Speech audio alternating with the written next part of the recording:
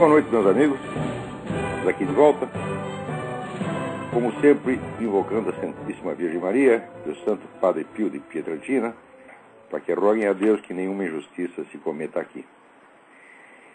Eu queria começar aqui também anunciando para vocês a minha próxima aula do Seminário de Filosofia na Realizações, agora quarta-feira, dia 7 de maio, às 20 horas, Rua França Pinto 498, em São Paulo. Inscrições pelo telefone 011-5572-5363. Aliás, a propósito desta aula, eu queria responder aqui a uma mensagem que eu recebi do Antônio Vargas. Antônio Vargas é um estudante de filosofia da Universidade de Brasília. Me mandou uma carta muitíssimo interessante com observações sobre Kant, tá certo? E algumas dúvidas e contestações de coisas que eu tinha escrito sobre Kant, que estão até, algumas delas estão no meu site, www.olavdecarvalho.org. A carta do Antônio Vargas é tão boa que eu decidi que ela vai ser o assunto da minha próxima aula no Seminário de Filosofia, quarta-feira. A carta longa não dá para responder aqui, aquilo lá requer pelo menos uma hora de discussões. Se eu fosse escrever, você falando mal, a pessoa às vezes não faz as contas, né? Eu já trabalhei em rádio, eu com 8 anos era locutor de um programa de rádio. Infantil, evidentemente, né? Não tão infantil quanto esse, mas infantil. Então, eu tenho prática disso. Você falando uma hora, dá pelo menos 30 laudas escritas. Então, não dá para escrever uma coisa dessa, né? E, por outro lado, para falar aqui no programa, eu ia comer o programa inteiro. Então, fica aí o aviso, né? E não sei se o Antônio Vargas está ouvindo. Se ele não está, Antônio Vargas da UNB, se alguém o conhece, avise. E vai ser a próxima aula pela Realizações, depois ele pode pegar pela internet. Né? Então, o programa da semana passada foi uma verdadeira desgraça, né? Terminou muito mal, né? O pessoal fica gozando da minha cara, sabe por quê? Porque vocês aí no Brasil, vocês não sabem o que é gripe. Gripe aí é 2, 3 dias, tá certo? Gripe aí é frescura, tá certo? Agora, aqui não, gripe dura um mês e mata. É um negócio de louco, porra. Então, vamos lá. Né? Está tendo aí uma discussão muito interessante na comunidade Olavo de Carvalho, no Orkut. Né? Discussão que estava indo bem, mas terminou mal também. Até um neguinho foi expulso lá, que falou besteira demais, ofendeu os outros, foi embora. Mas o problema levantado ali era o seguinte. Dois camaradas que entravam lá e ficavam assim, fazendo pouco do cristianismo. Eles são guénonianos, né? Leram René Guénon, né? Olha, ler René Guénon é uma coisa que ninguém deveria fazer assim, antes dos 40 de idade, né? Quer dizer, primeiro porque o campo de... Guénon é mais que nem o Mário Ferreira. O campo de referência do Guénon é tão vasto, que você precisa da cultura de uma vida inteira para você absorver aquilo lá. Né? A não ser que você seja um gênio. Agora, no Brasil, todo mundo acha que é gênio e pode tudo, né? Então lê essas coisas e sai fazendo confusão. Especialmente esses dois guénonianos, eles faziam um pouco do cristianismo, né, e sobretudo do evangelismo, dizendo, isso aí é religião de empregadia doméstica. Né, não é como nós, que somos camaradas esotéricos, que temos aí a compreensão profunda como é que se diz, do aspecto interior, secreto das religiões. Vocês não, vocês só enxergam tudo de fora, são as porcarias dos exotéricos, né? E estava lá, né, botando banca pra caramba, né? E naturalmente levaram um pé na bunda, como nada mais do que merecido, né? E os dois, sendo guénonianos, têm lá suas simpatias islâmicas, né? E então ficavam se exibindo lá. Daí a minha filha veio e perguntou para mim o que eu achava da história, né? Daí eu dei um palpite, falei, olha, aqui é o seguinte, essa questão de unidade transcendente das religiões, ou no contexto havia uma nuance de superioridade, né, de uma religião sobre a outra, superioridade do Islã sobre o cristianismo, porque o Islã tem um aspecto esotérico, que no cristianismo, segundo René Guénon, teria se perdido. Né?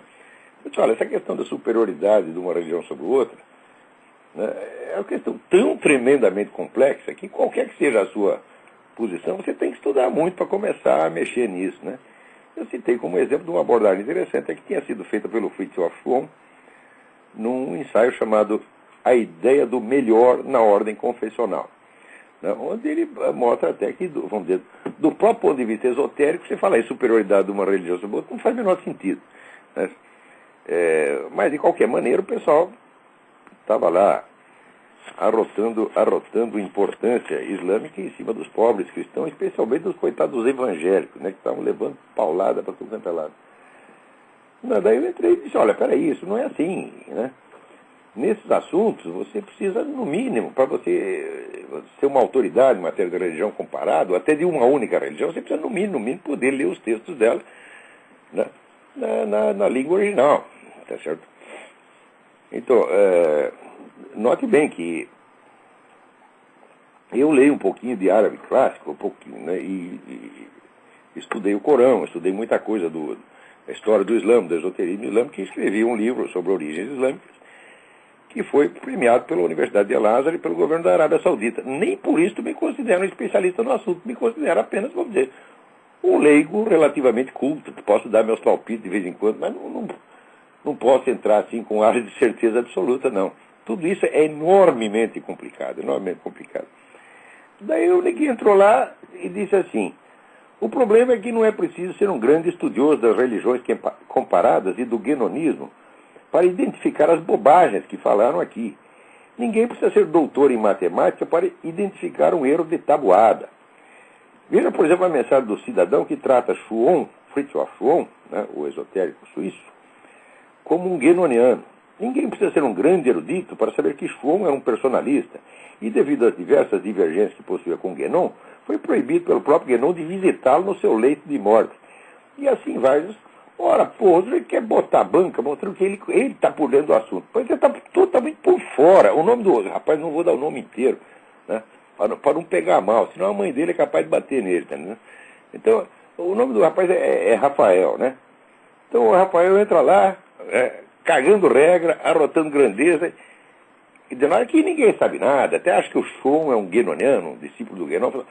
Olha aqui, o Rafael, o negócio é o seguinte, quando o Schwann voltou da Argélia, tendo lá recebido as iniciações de uma tariqa é organização esotérica, né, islâmica, e se tornado, né, o sheik, o chefe daquela tariqa, e voltou dizendo assim, eu vou islamizar a Europa, né? Naquele momento, Guénon disse, este é o primeiro e único fruto da minha obra. Quer dizer, que reconheceu explicitamente o Schwann como seu discípulo e continuador. O principal e único continuador. Veja a autoridade que ele deu para o Schwann. Foi muito mais tarde, tá certo, que eles tiveram uma briga.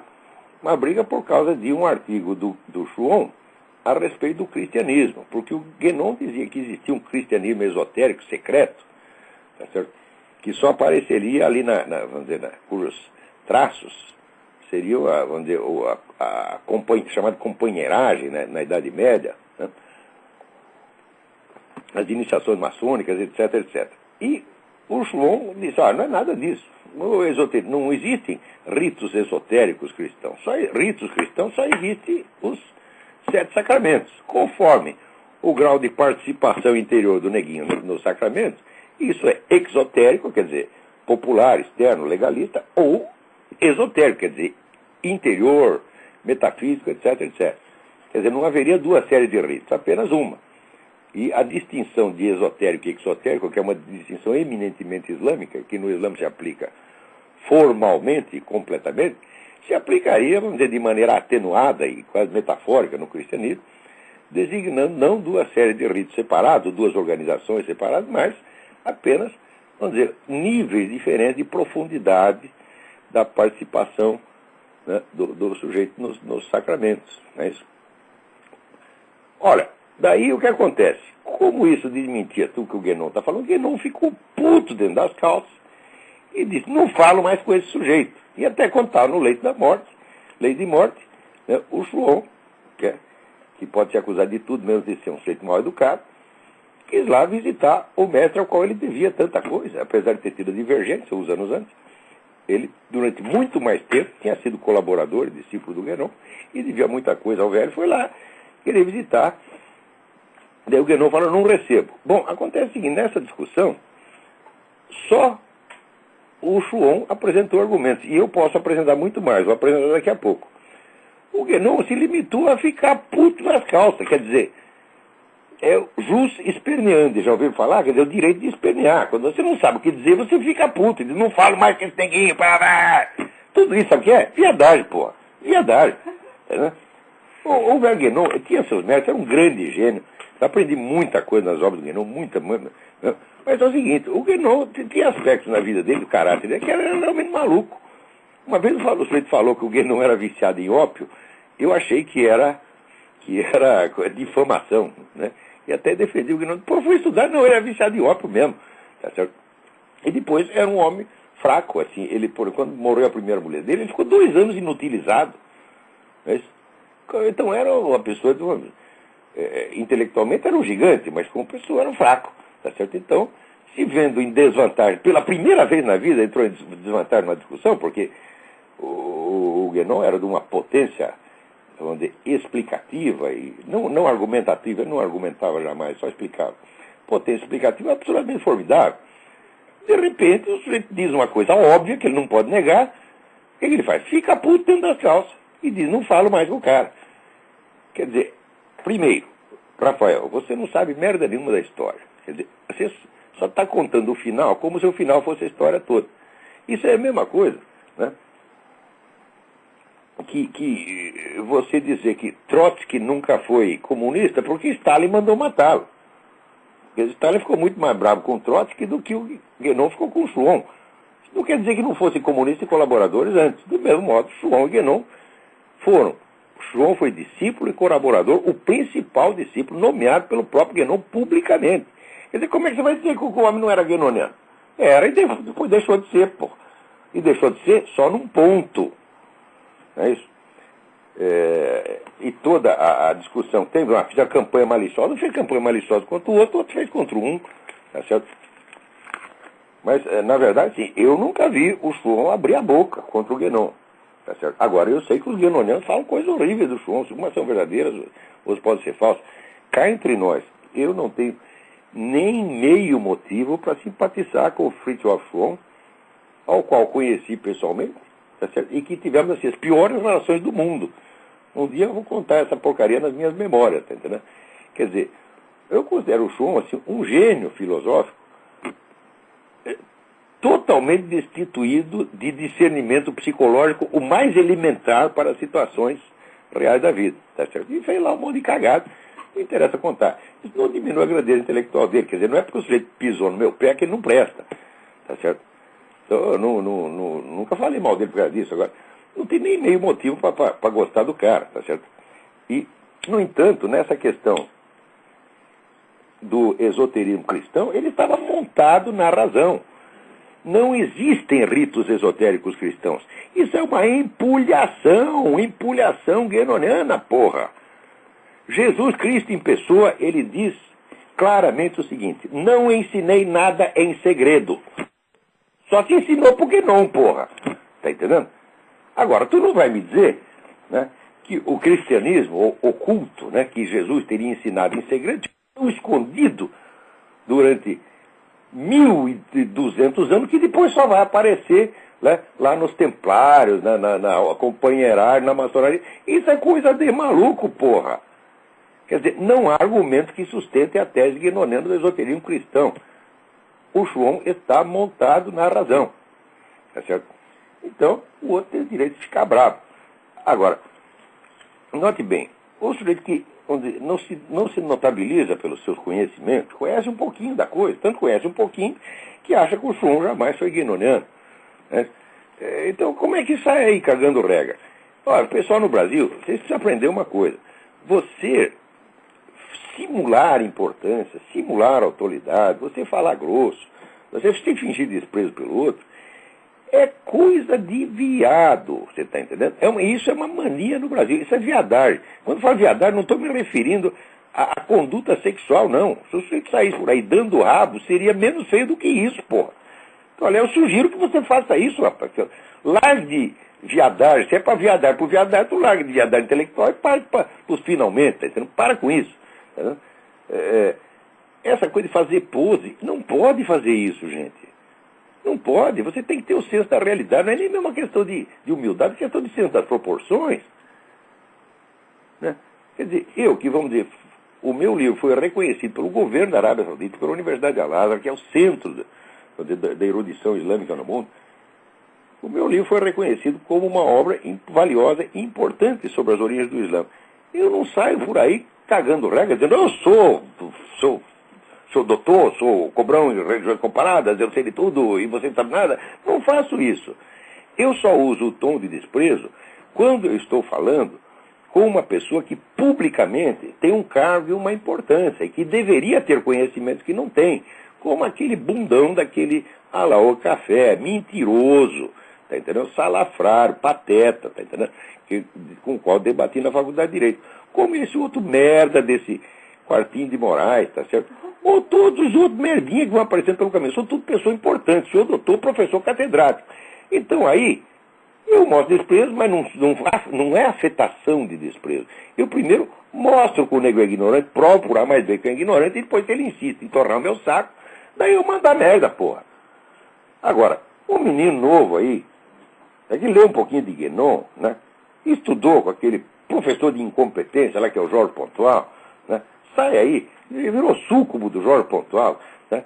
Minha mulher está dizendo, não, esse rapaz é encapetado. Que capeta nada, o capeta vai ligar para ele, é o Jorge Pontual, pô, tá entendendo? É só o Jorge Pontual que está lá, tá entendendo? Levar o cara na Igreja Universal, Deus, pastor, sai daí, Jorge Pontual, sai daí, tá entendendo? Não é nem Guénon, é o espírito do Jorge Pontual que se apossou do rapaz. Mas o Jorge Pontual, pelo menos que eu saiba, é um sujeito educado, né? Muito mais educado do que eu, pelo menos. Então, olha aqui, Rafael, vê se você aprende, te deram um pé na bunda, tá entendendo? Na próxima, tu vem assim, primeiro a demonstração, a prova e o ensino. Eu só perco a paciência com os caras depois que eu já expliquei 1000 vezes a coisa, né? E nunca me faço de importante em cima de pessoas que não são representantes, vamos dizer, socialmente aceitos de uma profissão, que são apenas estudantes ou leigos querendo conversar, querendo aprender. Essas pessoas a gente nunca pode tratar mal, a gente tem que, sabe, ter paciência com todo mundo. Agora, se tu for discutir com um professor catedrático, tá entendendo? E você vê que ele é o ignorante na própria área dele, que ele tem obrigação de conhecer, aí sim, aí entramos na esfera da ignorância criminosa, né? Então, aprenda a falar no tom certo, pelo amor de Deus. Muito bem. Agora, queria aqui avisar vocês para que não percam este artigo da Graça Salgueiro, que está no site notalatina.blogspot.com, sobre o referendo na Bolívia. Ninguém está explicando direito o que aconteceu na Bolívia. Aliás, ninguém está explicando coisíssima nenhuma, entendeu? Né? No Brasil, assim, o jornalismo adotou a norma do chacrinha. Eu não vim para explicar, eu vim para confundir. Tá certo? E fazem isso admiravelmente bem e ganham uma nota. Né? Olha, jornalista é raça ruim mesmo, entendeu? Eu sei porque eu estou falando a minha própria turma eu posso falar. Né?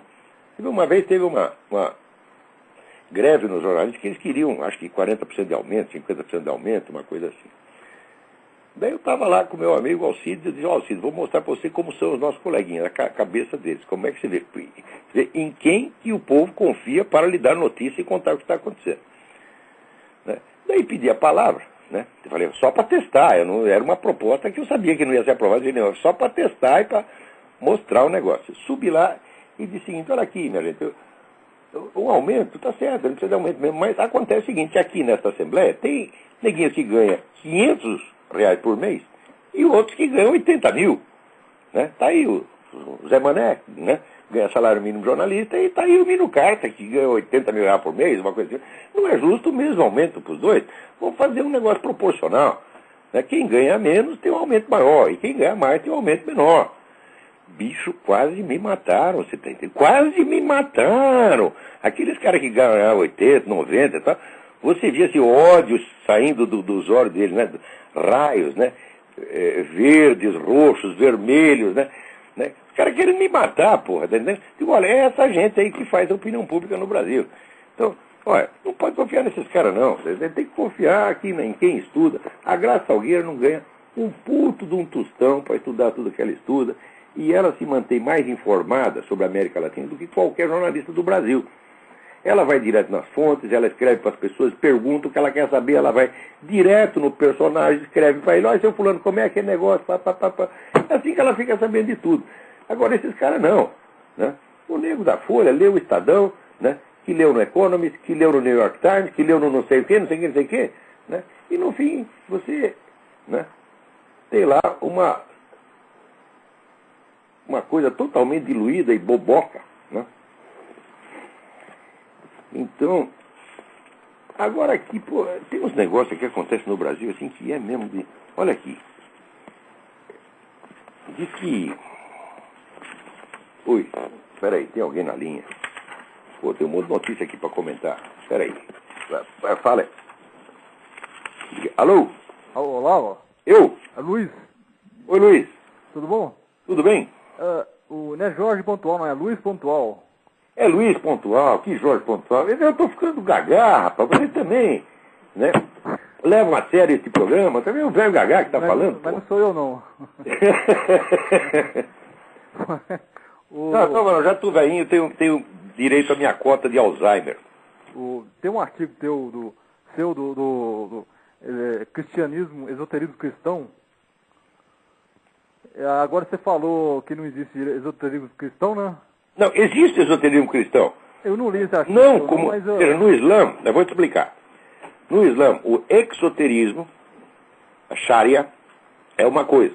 E separado dele, tem organizações, não secretas, mas discretas, que se chamam tarikas. Tarikas quer dizer caminhos, onde os negros fazem práticas místicas que não são obrigatórias para o restante da população. Essas práticas são diferentes. São preces diferentes e às vezes, exercício de concentração, etc.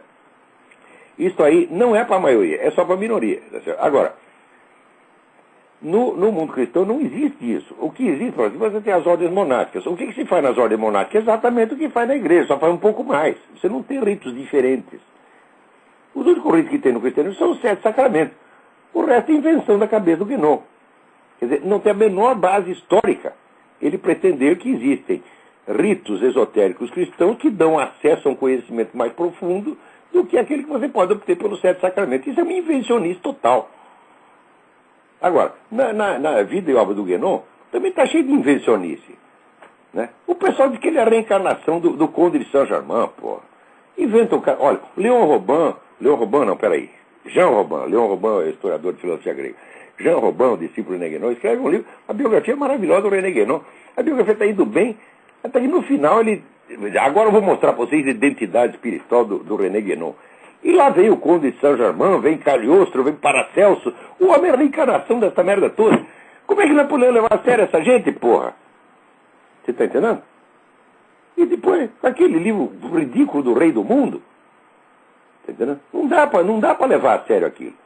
Por quê? O Guénon usa um discurso.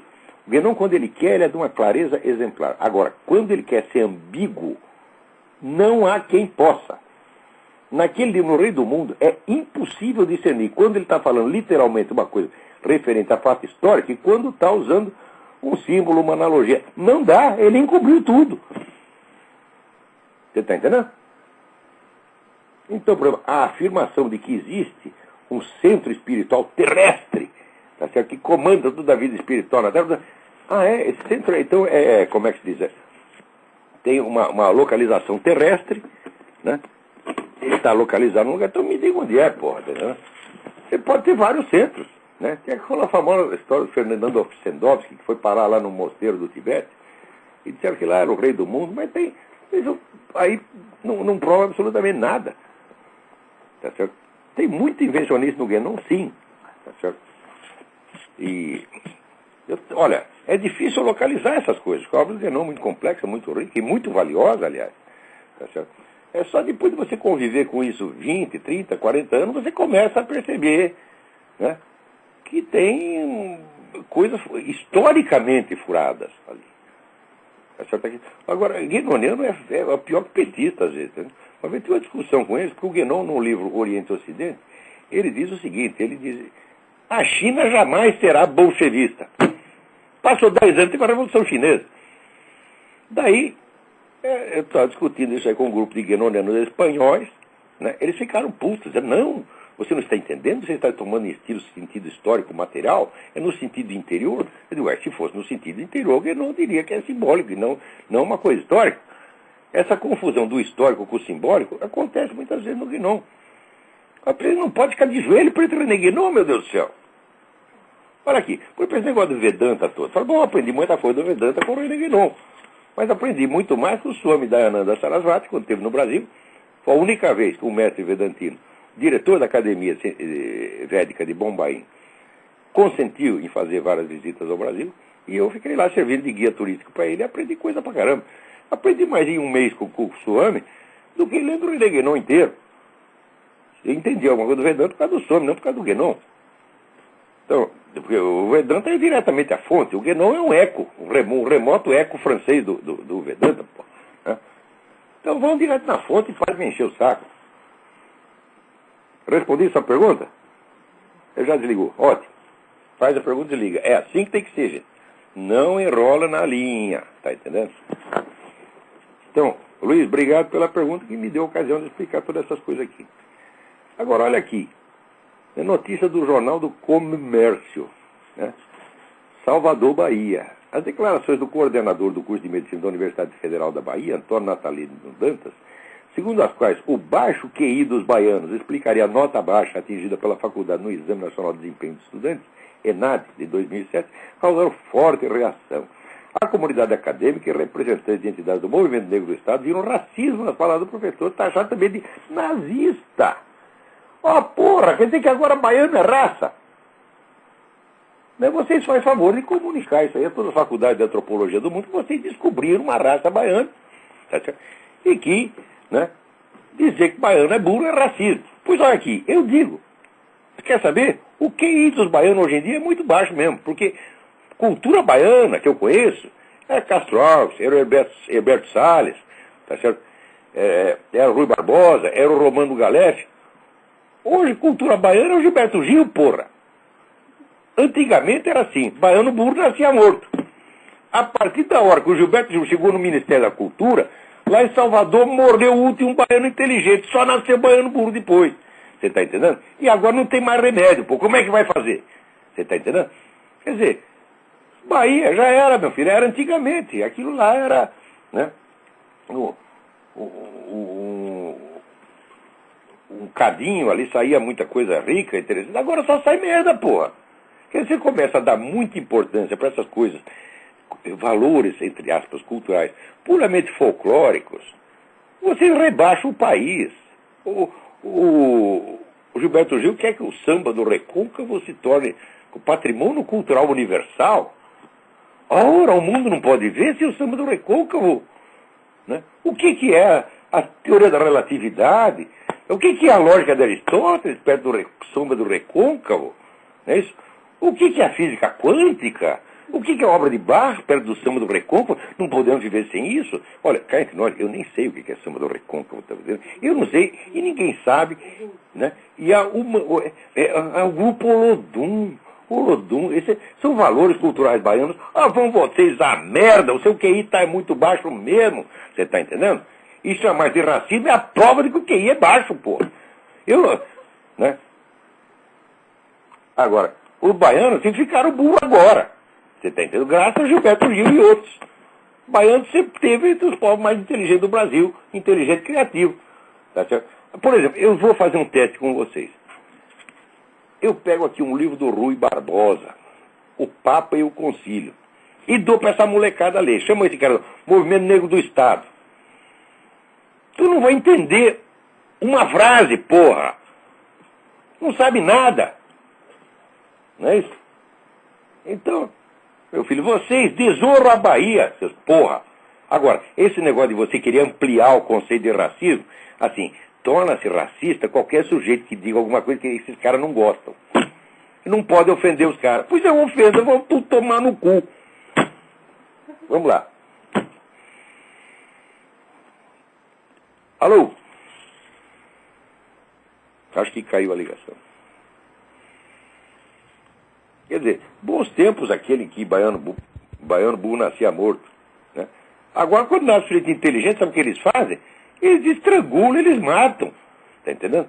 Passou a sobrar os Gilberto Gis, né? E outra como esse reitor da UFBA, Naomar Almeida, né? Ora, porra, eu já dei curso lá na Bahia, tinha tanto aluno inteligente, eu acho que morreram todos. Porque agora só aparecem essas merdas desses demagogos, mentirosos, fingido. Tá se fingindo de ofendido, né? Ah, ofendeu a minha raça. Eu digo, porra, que raça você é, rapaz? Né? Quer dizer, baiano agora é raça? Porra. Procuradoria Regional dos Direitos do Cidadão.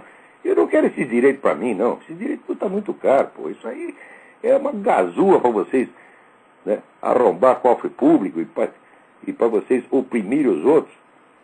Né? Você comparar isso aí com nazismo?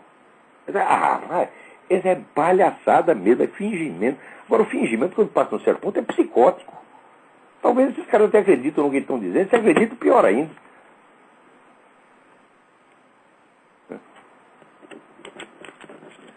Então, vamos lá. Agora, aqui, estou falando do negócio, está aí Gilberto Gil, que é a ayahuasca, o famoso chá lá do Santo Daime, né? Seja registrado como patrimônio cultural da nação brasileira. Então, já aproveita e já registra a maconha, a cocaína, o crack, não é isso?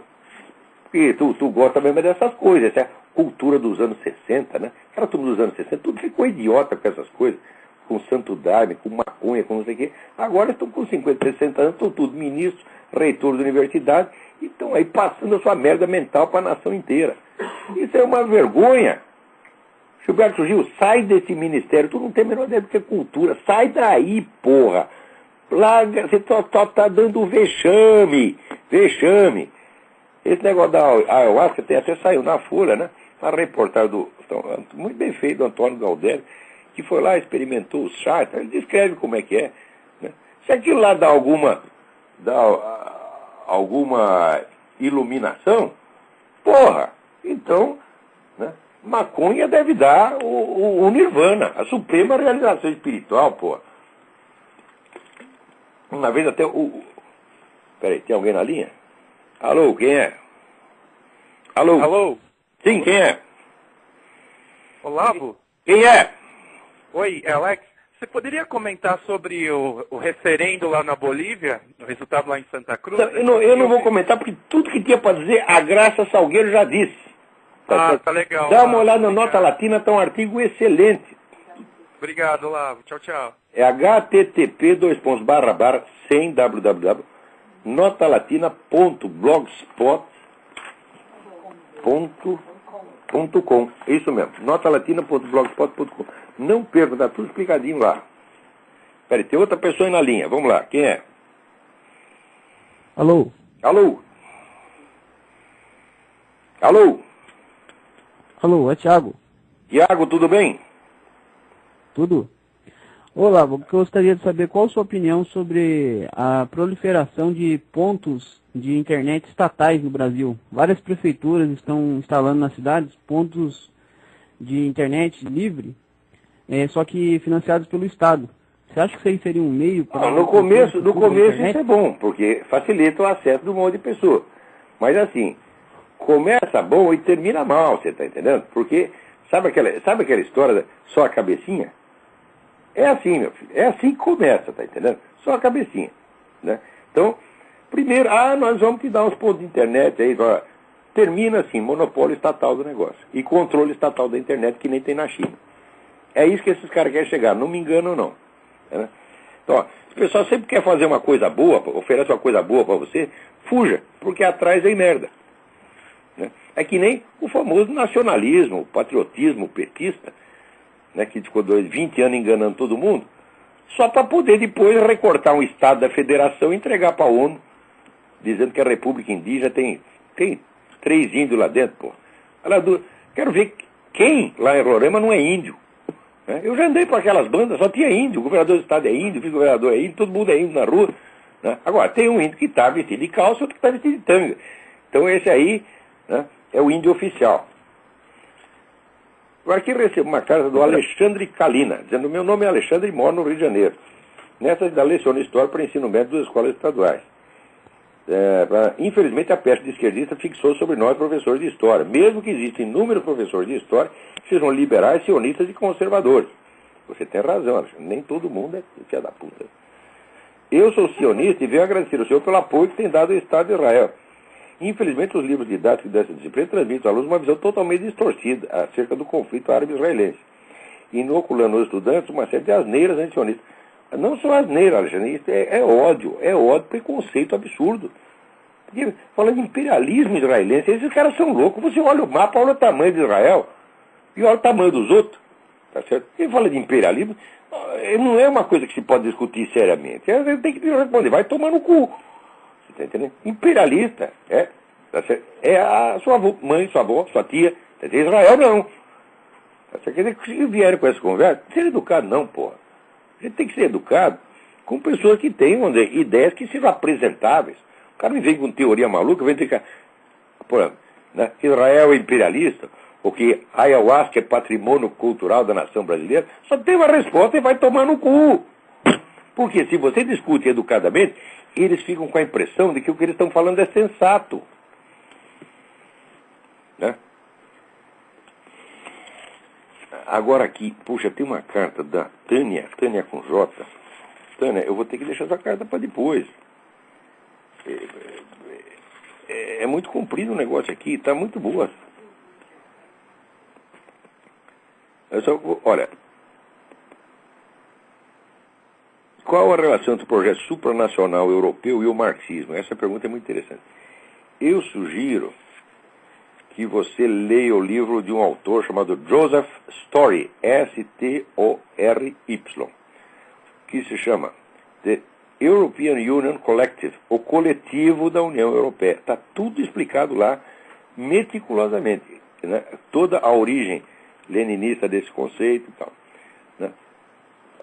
Depois ela pergunta, por que o filósofo Ortega Gasset defendia a criação da União Europeia ou qualquer coisa parecida? Bom, na época, você vê nos anos 30, uma coisa assim, parecia que a Europa, coitadinha, estava exprimida entre dois gigantes, que eram os Estados Unidos de um lado e a União Soviética do outro, e que precisava se defender dos dois, tá certo? Então a união dos países parecia um meio de criar uma força que pudesse, vamos dizer, uma espécie de terceira força. Só que depois isso revelou ilusório. Por quê? Porque a Europa Ocidental só continuou existindo graças aos Estados Unidos. Quer dizer, os Estados Unidos não era inimigo nem concorrente, é o maior protetor das nações da Europa. Se não fosse os Estados Unidos, já tinha acabado Itália, Alemanha, França, Holanda, tudo. Tá certo? Isso se revelou, né, só depois da guerra, sobretudo no período da Guerra Fria. Tá certo? Então, o Ortega Gasset, quando ele teve ideia, ela não parecia má. Eu não sei se depois ele mudou de ideia ou não. Tá certo? Talvez ele seja, no fundo, seja menos globalista do que parecia, porque ele escreveu um livro contra o Arnold Toynbee. Eu estou comentando o Arnold Toynbee num artigo de hoje, do Diário do Comércio. O Arnold Toynbee, sim, era, né, globalista, adepto ferrenho do governo mundial, que ele já, não, nós temos que implantar isso, mesmo que tenha que ser por meios antidemocráticos. Né? Já está sendo por meios antidemocráticos. Então, como é que as opiniões finais do Ortega Gasset sobre isso, eu sinceramente eu não lembro, embora eu tenha lido. Eu li toda a obra do Ortega Gasset, tudo, porque estava publicado. Daí entrei num concurso sobre Ortega Gasset e ganhei o concurso. E como prêmio me deram a nova edição das obras completas do Ortega Gasset, que tinha, além dos volumes até então publicados, tinha 2 volumes de artigos políticos, os quais eu jamais li. Então, eu não sei como é que ele terminou. Né? Os 2 volumes finais eu nunca li. Então, não sei o que dizer disso aí. Mas eu sei que na época, até eu escrevi, eu me lembro de uma revista que chamava Sala de Aula. Né? Então eu escrevi um artigo sobre por que aquele negócio de nazismo exerceu um fascínio, não dentro da Alemanha, mas também por toda a Europa, porque tinha tanto simpatizante nazista na França, na Inglaterra, etc. E uma das explicações era isso, aquele terror pânico que o pessoal tinha. Nós estamos aqui espremidos entre entre a Europa, entre a União Soviética e Estados Unidos, precisamos de uma terceira via, daí apareceu o Hitler com a terceira via dele, porra. Tá entendendo? Já era, aquela terceira via era merda, a terceira via atual também é merda, e esse problema da Europa espremida entre a União Soviética e Estados Unidos jamais existiu. Está espremido pela União Soviética e pedindo socorro para os Estados Unidos. O contrário jamais aconteceu. Né? Vocês já viram assim, né? Os Estados Unidos invadiam uma nação da Europa, matam todo mundo e eles vão lá pedir socorro para a União Soviética, e a União Soviética dá um montão de dinheiro para eles. Isso nunca aconteceu, só aconteceu o contrário. A União Soviética enchia o saco, criava problema, daí eles iam tudo aqui para Washington, dá um dinheiro aí, dá um dinheiro aí. E os caras dando. Né? Outro telefone, vamos lá.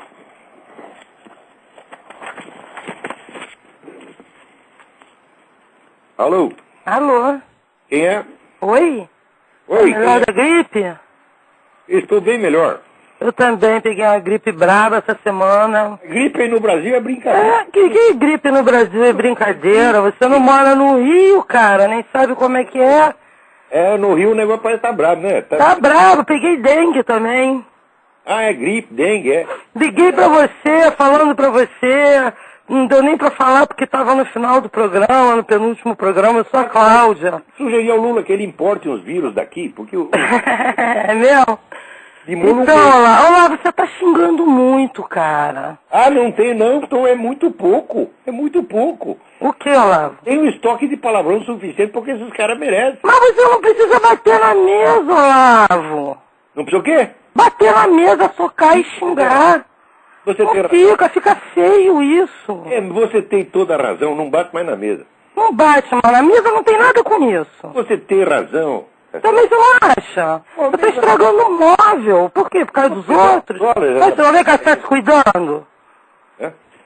Então Eu fumo pra caramba também. Você tem toda a razão, não bate mais na mesa. Você tá fumando muito? Manda os caras aqui, Hum. eu bato neles pessoalmente, não na mesa. Você bate mesmo? Ministro, esses caras... Ah, eu queria tanto ter... Você acha que o Gilberto Gil fuma crack? O sonho da minha vida Hum. é um dia estar em alguma recepção oficial muito elegante, em que apareça lá o seu Lula, o seu Gilberto Gil, o ministro todo. Né? Você me chama pra ir junto com você? Ai, você tá entendendo? Tchau, Olavo, beijão, fica com Deus. Tudo de bom. Ó, Lígia mandou um abraço pra você. Obrigado. Tá? Tchau. Tchau. Então olha aqui que coisa que saiu aqui na BBC, no site da bbc.co.uk. Né? Uma investigação realizada pela BBC encontrou evidência que tropas de paz das Nações Unidas na República Democrática do Congo teriam fornecido armas para a milícia e contrabandeado ouro e marfim. Olha, gente, a história da ONU é uma sucessão de merda sem fim. Vocês leem um livro de um autor que chama G.G. Edward Griffin, Griffin, que se chama The Fearful Master, o Senhor Temível. É a história do que é verdadeiramente a ONU. Né? Quer dizer, a ONU já é campeã de pedofilia. Né? Isso quer dizer, aqueles assistentes sociais da ONU na África, chega lá, come um monte de menininho, é gozado. E esse pessoal aí do movimento da direito do cidadão não acha que isso é racismo. Quer dizer, você comer as bundinhas dos pretinhos, tudo lá, se aproveitar dos caras que estão precisando da sua ajuda, eles vêm para o assistente social, contando com a caridade, com a proteção, o que faz? Baixa as calças aí, moleque. Ora, pô, o que é para fazer com um sujeito desse? Cortar-lhe a cabeça. Agora, esses, eles não chamam de racista, não chamam de nazista, nem coisa nenhuma. É isso. Quem é? Alô? Tem mais alguém na linha aí? Alô, Olavo? Sim, quem é? Ronaldo, São Paulo. Ronaldo, tudo bem? Tudo jóia, Olavo. Olavo, uma coisa. Há um tempo atrás eu escutei um programa seu falando sobre paramilitarismo na Colômbia. Isso. Eu vivi na Colômbia 6 meses. Voltei para o Brasil faz pouco tempo. Aham. E, bom, conheci bastante gente por lá, muito uribista, muito anti-uribista. E o que se ouve por lá é que desde que ele foi governador do estado de Antioquia, cuja capital é Medellín, ele apoiou o paramilitar e continua apoiando até hoje. E, inclusive, existem ainda grupos paramilitares ativos, que ficam mais aí no interior da Colômbia, mais ao sul e mais na região da costa do Pacífico. Uai, mas se eles estão em ação, por que não se vê a ação deles? A da ação da FARC a gente vê. Soltaram bomba não sei aonde, mataram não sei quem, fizeram atentado não sei onde, tem não sei quantos prenderam não sei quantos reféns, né, traficaram não sei quanto de cocaína. Me diga uma ação feita pelos paramilitares. Pois é. Sabe de alguma? 6 meses que eu tive lá, eu não vi. Da FARC, sim, sempre se ouvia falar uma coisa ou outra. Então, uma coisa é falar, a outra coisa é mostrar. Exatamente. Eu acho que, eu vi que no desejo de mostrar alguma ligação do Uribe com paramilitares de direita, ligação que em si mesmo não teria nada demais, porque na hora do aperto você recorre a quem pode te ajudar. Né? Você faz aliança até com o Satanás, para se livrar da encrenca na hora do desespero, né? Então, mas para provar isso, até falsificar uma foto, a foto é evidentemente trabalhada. Tá certo? Sim, eu ouvi você falar dessa foto, mas eu não a vi. Como se fosse a mãozinha atrofiada, né? Coisa ridícula. Agora, cadê a ação dos paramilitares? Se eles existem e estão em ação, bom, me mostra alguma coisa. Me mostra uma bombinha, me mostra uma vítima, me mostra um coitadinho da FARC que foi morto por eles. Né? A gente vê a ação da FARC e vê a ação do Exército. As duas ações são absolutamente espetaculares. Agora, e os pontos paramilitares? Que eu saiba, eles devolveram as armas e foram tudo para casa. Por quê? O Exército assumiu a coisa e assumiu maravilhosamente bem. Para quem precisa paramilitar? Isso eu posso dizer, porque eu viajei nas estradas lá de ônibus e tem barreira do Exército em todo lugar. Então, o que o Uribe fez é o seguinte: vamos parar com essa bagunça. Quem tem que intervir nisso é o Exército. Né?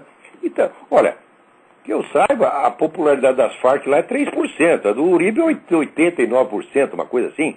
Né? Eu posso confirmar para você. Não está gostando. Agora, Fidel Castro não está gostando, Lulinha não está gostando, Lula e Lulinha não estão gostando, né? Quartinho de Moraes não está gostando, Gilberto Gil não está gostando, PT inteiro não está gostando.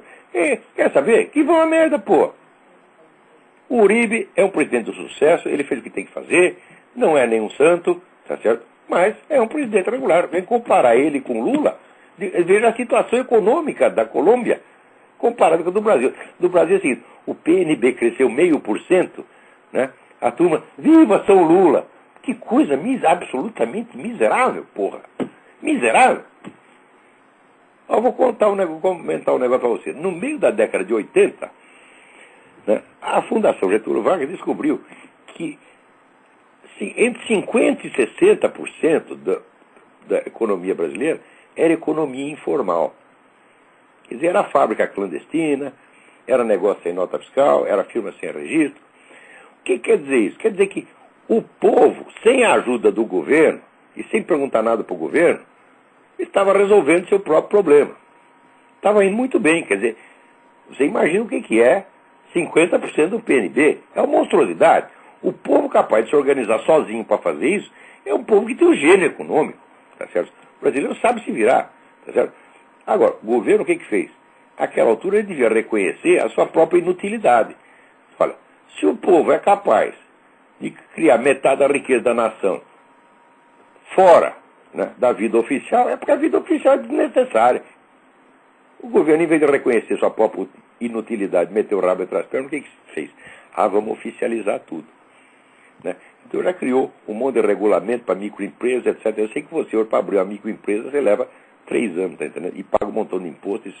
E o governo oferecendo ajuda. Quando oferece ajuda, mas está te estrangulando, porra. O microempresário está ferrado. Quer dizer, o governo que faz isso, o que é para fazer com ele? Pelotão de fuzilamento? Não sei. Mas pelo menos um pé na bunda tem que ser. Tem que ter um pelotão de pé na bunda, né? Você põe lá meus condenados, tudo, manda baixar as calças, e vem os soldados com aqueles coturnos bem pesados. Então, puta pé na bunda e cada um manda para casa. Agora, comparar o governo que faz isso com o do Uribe, que em situação de guerra levantou a economia do país, ora, você quer falar mal do Uribe, lava a boca. Alô, tem mais alguém aí? Oi, ainda... É você que está na linha ainda, é o mesmo? É o Ronaldo? Alô? Epa, agora tem 2 pessoas na linha. Não, o Ronaldo desligou. Quem é agora? Agora é Lívia. Lívia? Lívia. Lígia, Lígia. tudo bem? Tudo bem, e você? Oi, Olavo, olha, é o seguinte, ó, antes de mais nada, eu estou bancando a Tiete aqui, agradecendo você pelos momentos de, sei lá, a gente se descontrai ouvindo seus programas e tudo mais, é muito gostoso ouvir você. Tá vendo? Palavrão faz bem, todo mundo quer xingar, eu xingo por eles. É muito divertido. Não, sem brincadeira, você é muito divertido. Agora, fora Obrigado. isso, eu também estou mandando um abraço aqui da turma toda do Olavo de Carvalho nos odeia, que apesar do pessoal parecer que te detesta, todo mundo te ama. Eu também amo eles, isso aí é uma parte. Sim. Viu? Pode falar mal, eu não ligo, não. Uma coisa que eu queria perguntar para você, que até hoje eu não sei o que é, paralaxe cognitiva. Paralaxe cognitiva é o seguinte, bom, temos aqui 5 minutos, putz, a vida tá ruim. Bom, a paralaxe cognitiva é um fenômeno histórico que eu acredito ter identificado uma certa fase da história do pensamento no Ocidente e que se caracteriza, vamos dizer, pelo deslocamento entre o eixo da experiência pessoal real do cidadão e o eixo da sua construção teórica. Quer dizer, onde ele que raciocina, não a partir de premissas que ele possa reconhecer na realidade, mas de coisas puramente inventadas. Ah, tá. Quer dizer, isso começou no período em que surge o chamado idealismo filosófico. Né? Você sabe, aliás, até agora mesmo estava lendo aí no livro maravilhoso do Louis Lavelle, dizendo que a experiência básica humana é a da presença do eu no mundo. Nós logo sabemos, com um ano de idade você já sabe que existe você e que existe o mundo. Certo. Agora, o idealismo foi a filosofia que quis descrever o eu independente do mundo, fazer a abstração da existência do mundo e descrever tudo como se passasse na mente humana.